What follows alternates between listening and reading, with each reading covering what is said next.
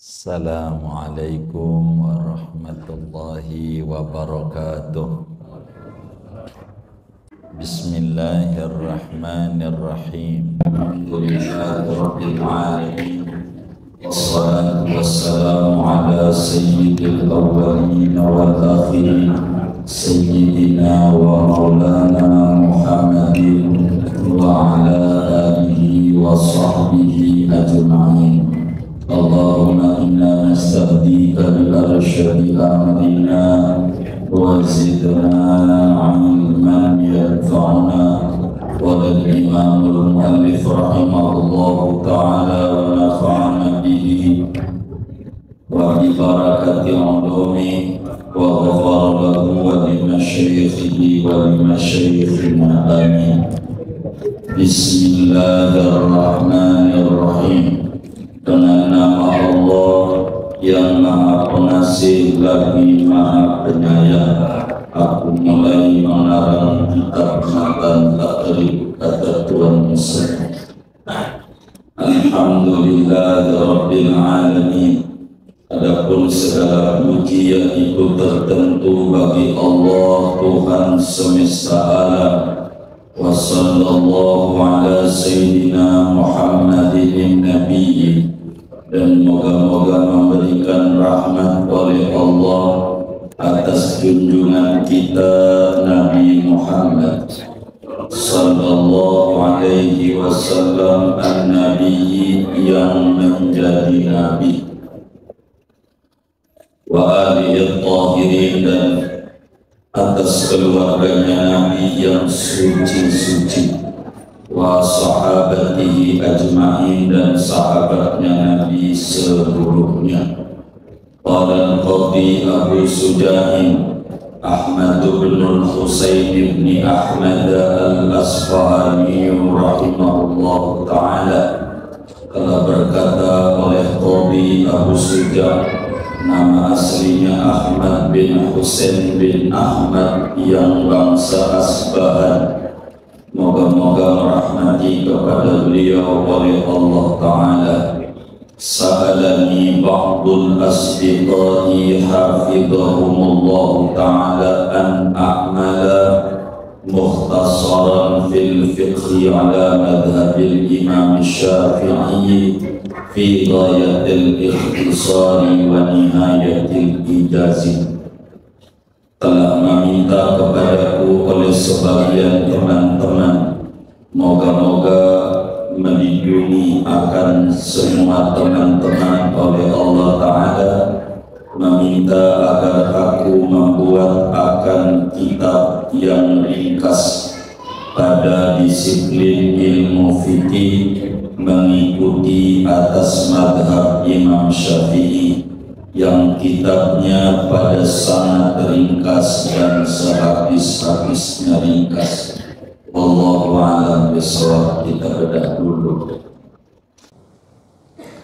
Saudara-saudara sekalian, para ulama telah memperbincangkan panjang lebar terkait dengan bismillah dan tinjauannya dalam hukum syariat dalam kitab-kitab ulama. Sudah ditulis semuanya tentang bismillah. Oleh karena kita malam hari ini mengkaji ilmu fikih, maka tentu kita akan membahas aspek hukumnya saja. Kita perlu bahas bismillah ini yang ada relevansinya dengan ilmu fikih.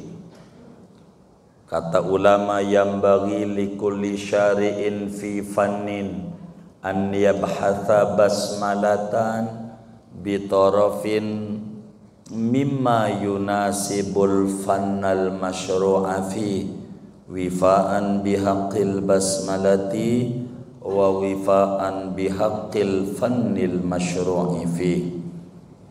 Seyogianya bagi setiap orang yang memasuki satu disiplin ilmu untuk membahas terlebih dahulu tentang bismillahirrahmanirrahim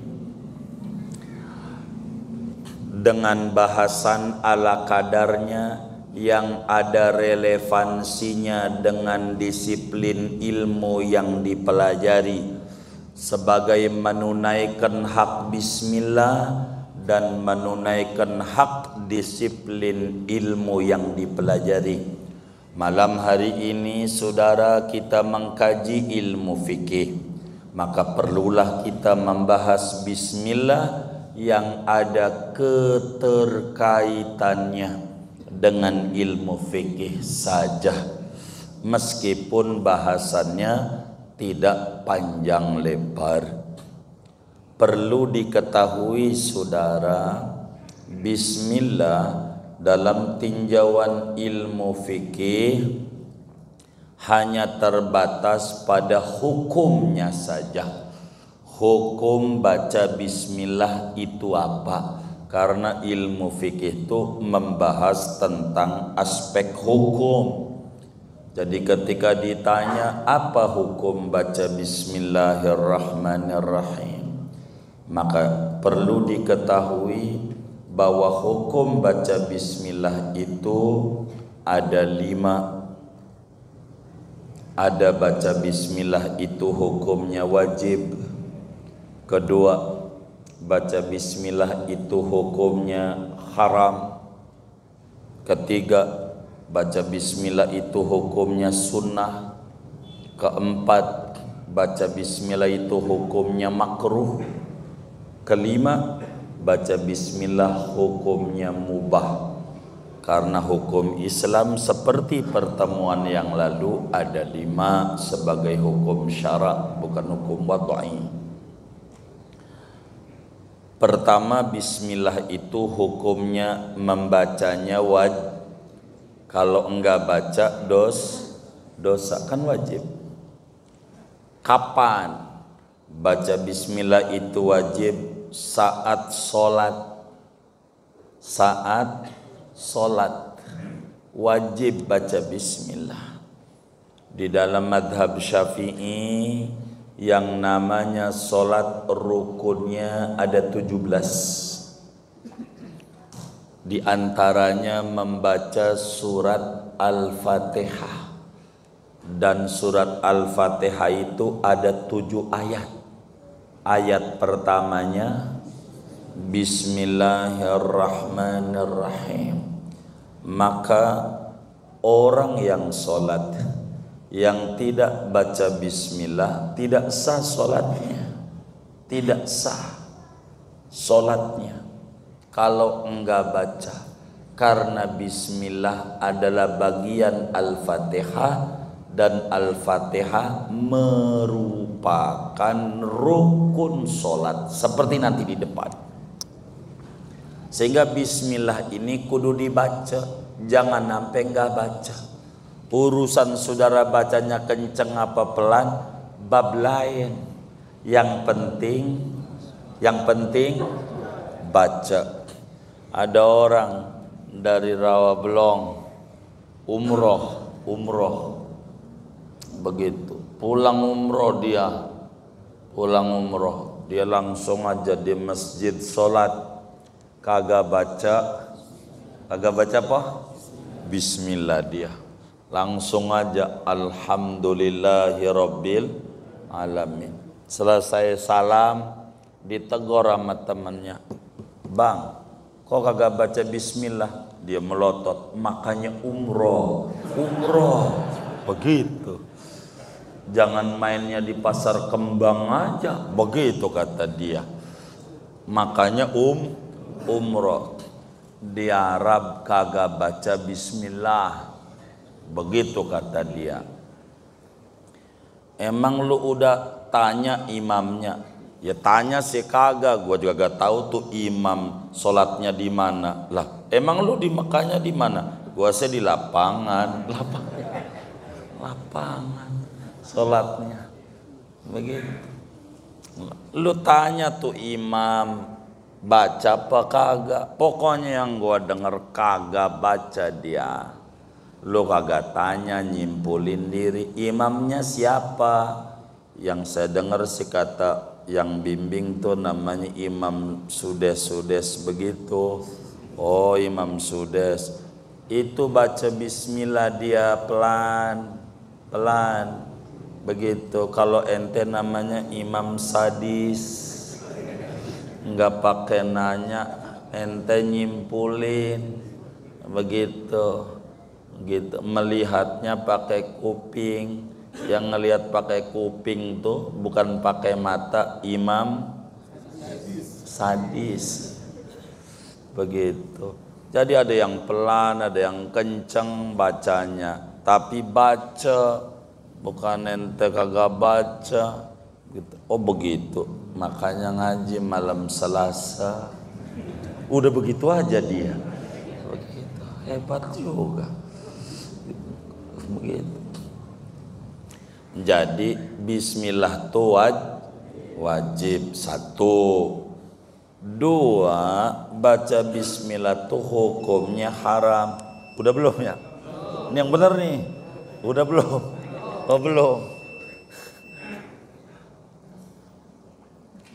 Lah kan kita juga baperan ya kan. Bismillah tuh hukumnya haram, dosa. Kapan bismillah tuh dibaca dosa? Bila kita melakukan atau memakan, meminum barang yang zatnya haram, yang haram secara zatnya minum khamr, baca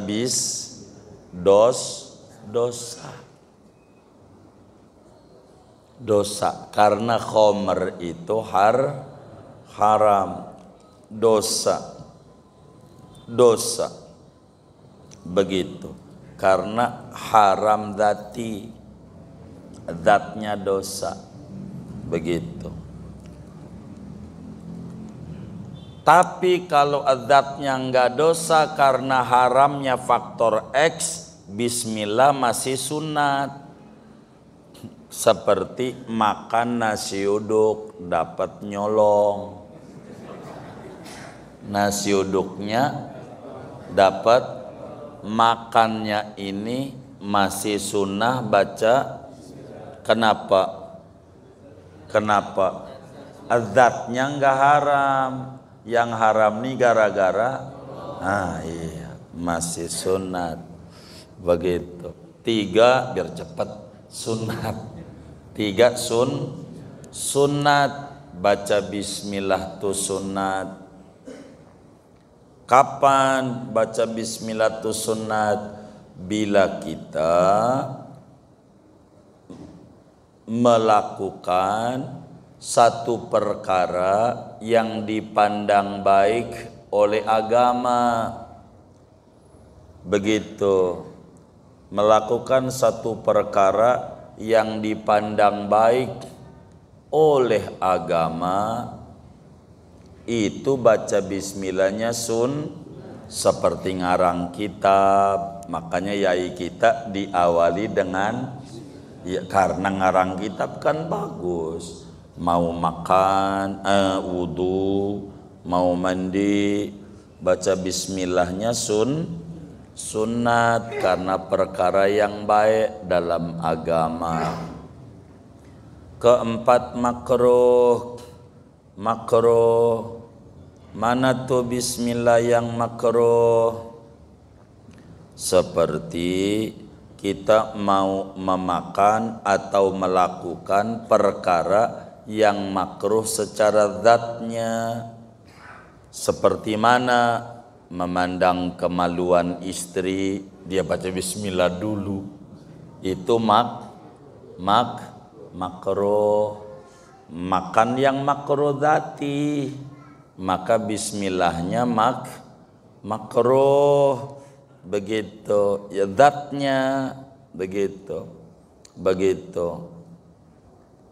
5, baca bismillah tu mubah bila kita melakukan perkara-perkara hina, perkara recehan. Seperti mohon maaf, ada pakaian jatuh dari sampiran, bismillahirrahmanirrahim, Itu boleh baca bismillah, boleh kagak. Ngambil, jatuh lagi, bismillah. Enggak baca bismillah, boleh, baca bismillah, boleh. Tapi yang mubah ini, bila kita niatnya baik, dapat ganjaran. Karena faktor X, niat yang baik. Inilah hukum baca bismillah. Bismillah itu saudara bisa sunnah kifayah, sunnah ain. Segini aja dulu, Bang Haji Wahab udah diri.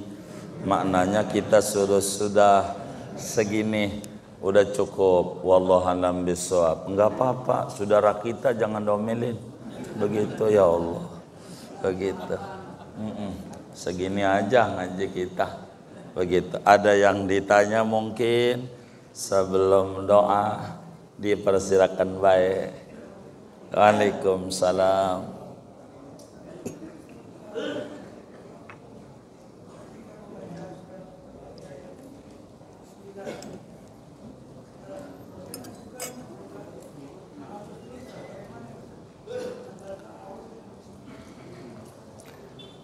Membaca a'udzu adalah bukan bagian Al-Fatihah, tapi a'udzu ini sunat kalau mau baca Quran.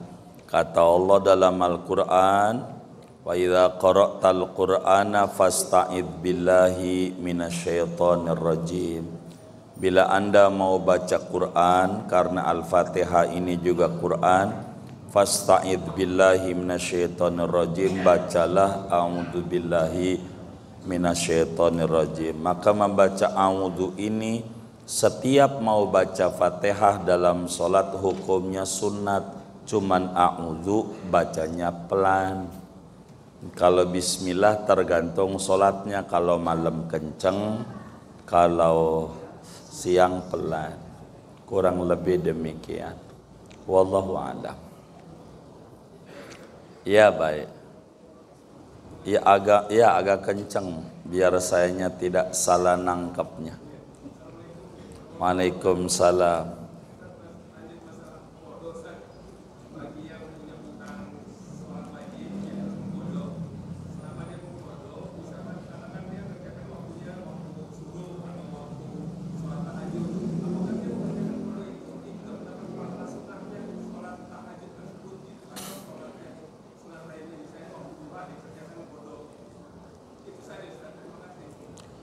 Baik, Syekh Nawawi Al-Bantani di dalam kitabnya Maraqil Ubudiyah menjelaskan,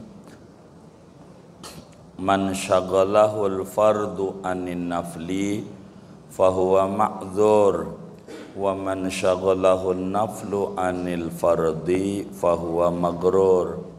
Siapa yang sibuk ngerjain yang wajib, kagak keburu ngerjain yang sunat, maka itu dimaafin.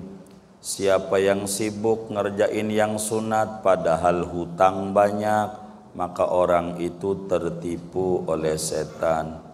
Oleh karena itu, bila ada orang punya hutang solat, qadha saja seperti pertanyaan yang Bapak sampaikan. Qadha ini bayar hutang. Bayar hutang itu ada unsur taubat. Taubat itu dibuka 24 jam. Jam berapa saja bayar utang boleh. Kita aja begitu, ada orang ngutang sama kita 10 juta, ngutangnya jam 7 pagi, pengen bayarnya jam 7 malam, kita terima apa kita tolak? Kan jam 7 lu utang, ntar jam 7 aja, begitu enggak? Enggak, pengen bayarnya jam 12 malam, boleh enggak? Boleh. Jam 3? Pokoknya bayar utang mau 24 jam pintu terbuka, bener enggak? Begitulah Allah Subhanahu wa ta'ala. Bagaimana karena dia punya qadha, lalu kemudian dirasa punya hutang solat dan banyak, maka di waktu duha dia enggak solat duha, dia qadha aja umpamanya, bagus. Dan itu adalah cara yang paling cakepnya cara. Silahkan saja kayak begitu, tidak mengapa begitu. Bagaimana dia dengan tidak duhanya? Enggak apa-apa, Allah maklumi karena dia sibuk ngerjain yang lebih penting untuk dirinya. Begitu. Dan Imam Bukhari jelaskan di dalam Sahihul Bukhari daripada Sayyidina Abu Hurairah radhiyallahu taala an. Abu Hurairahnya dari Rasulullah sallallahu alaihi wasallam, Rasulnya dari Allah Subhanahu wa taala. Kata Allah, ma taqarraba ilayyal mutaqarribuna bimisli adai maftaradtu alaihi. Tidak ada ibadah yang dikerjakan oleh hamba-hamba yang pengen dekat dengan Allah seperti mengerjakan ibadah wajib. Maka itu udah luar biasa. Di waktu duha lah dia mengqadha karena dia punya hutang umpamanya. Itu amat sangat tinggi sekali nilainya di mata Allah. Dan itu udah paling top markotopnya bagi yang seperti apa yang ditanya oleh Bapak kita. Kurang lebih demikian.